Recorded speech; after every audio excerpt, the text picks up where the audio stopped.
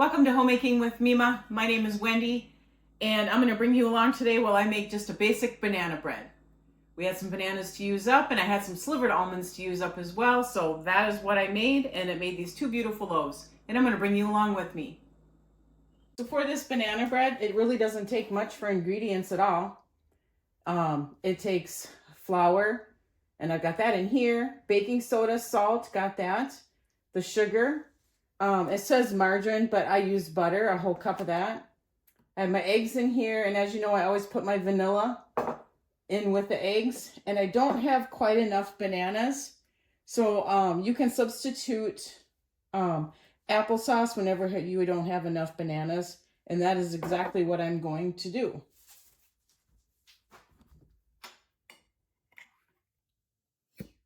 Listen for that seal. Smell it. So I'm going to bring this up because it calls for 2 cups. I'm going to bring this up to the 2-cup level.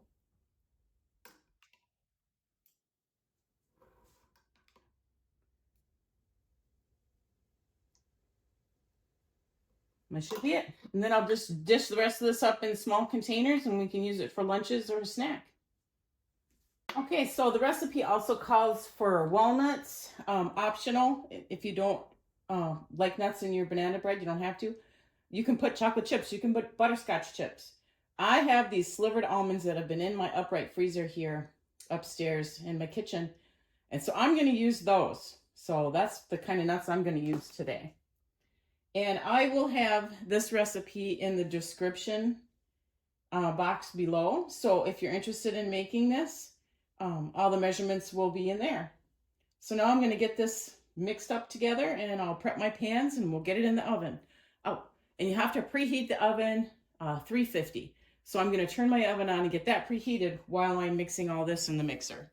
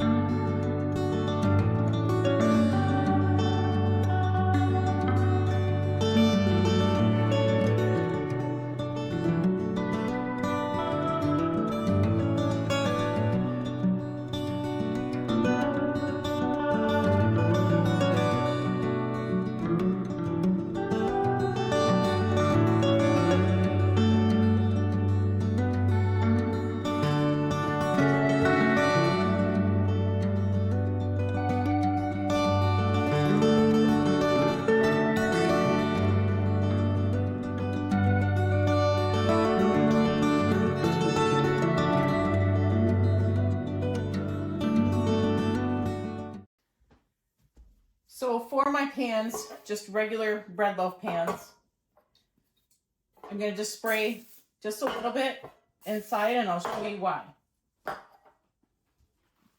I'm going to take parchment paper,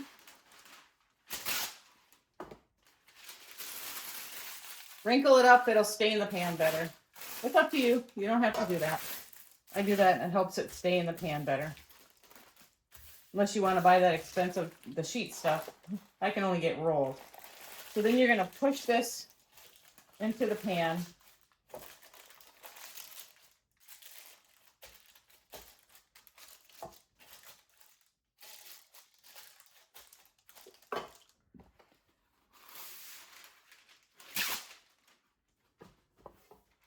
And that spray that you put in there is going to help it stick as well.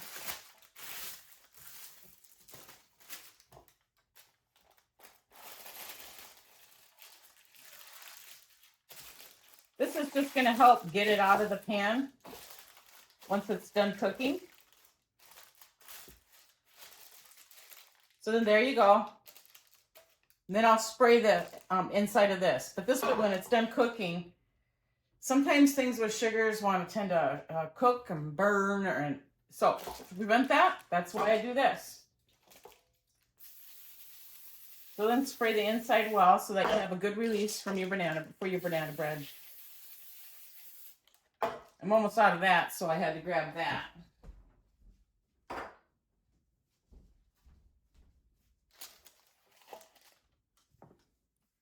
Then, to the best of your ability, try to divide it up.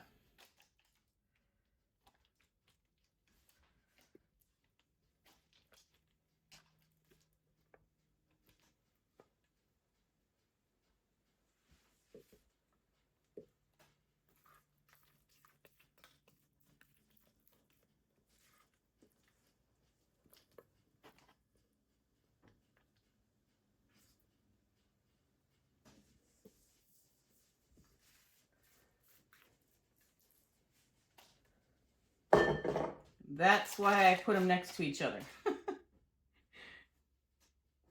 Because that's happened to me before.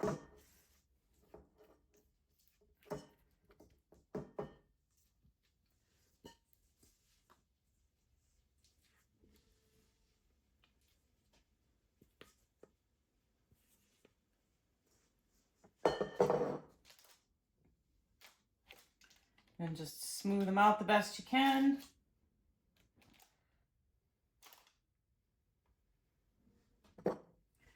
Go wash your hands.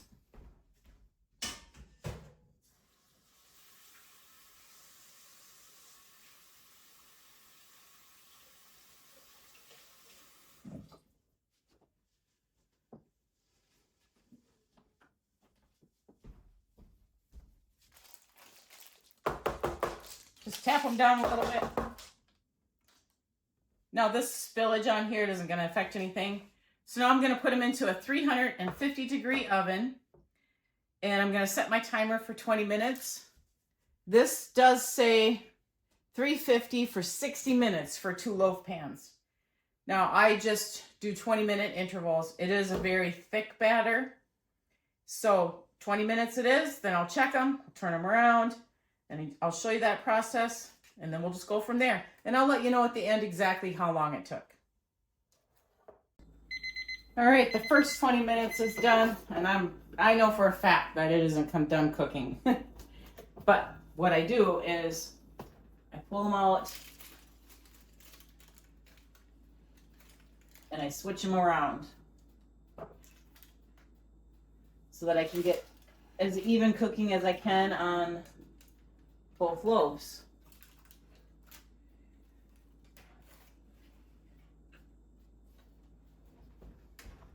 Another 20 minutes.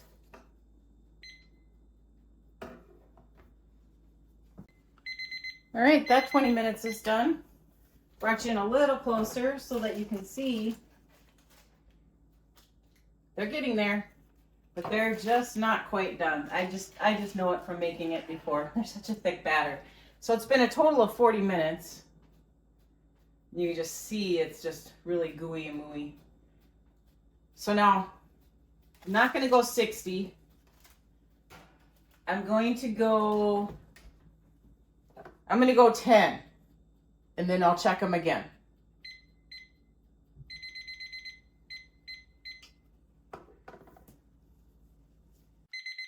Okay, so that 10 minutes is up.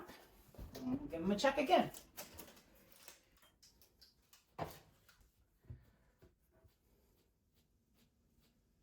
Still too gooey. Very gooey.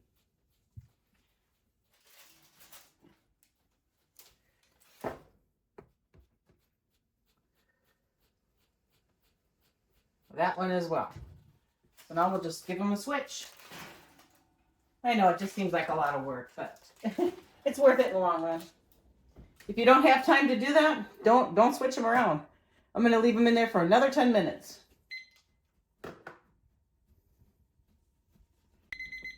Okay. I'm hoping that they're done.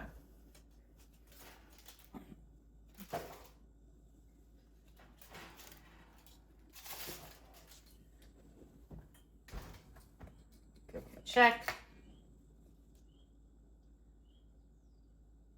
Oh yeah, that one's done, and this one's done. So I'm gonna set them on the rack on the table for about 5 minutes, and then I'm gonna take them out of their pans. I'm sorry, I said I was gonna set them on the rack. I'm just gonna set them on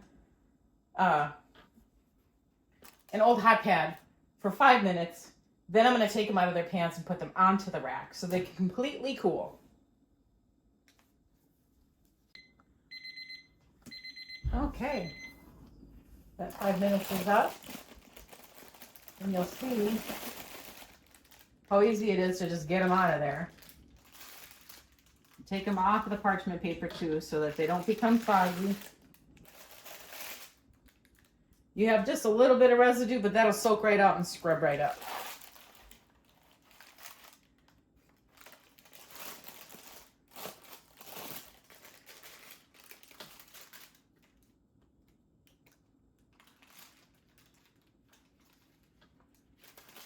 You're going to want to let them cool completely before you cut into them. But I'll bring you in for a closer look. They look so good.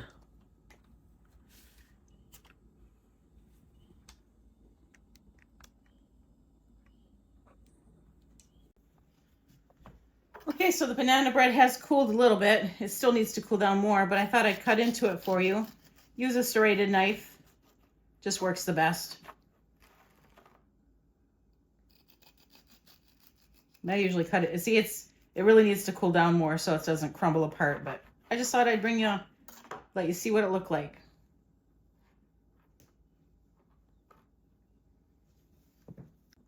The crumb turned out nice. Everything just looks nice. Now I'm gonna have me end a piece because I can, and I haven't had anything for breakfast, so this is what I'm gonna eat. I want to thank you for joining me today.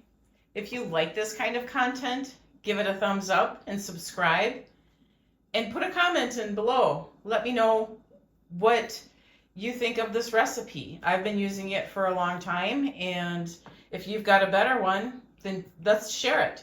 Let's share that recipe. Again, I will have this recipe in the description box below. And I want you all to make it a really great day.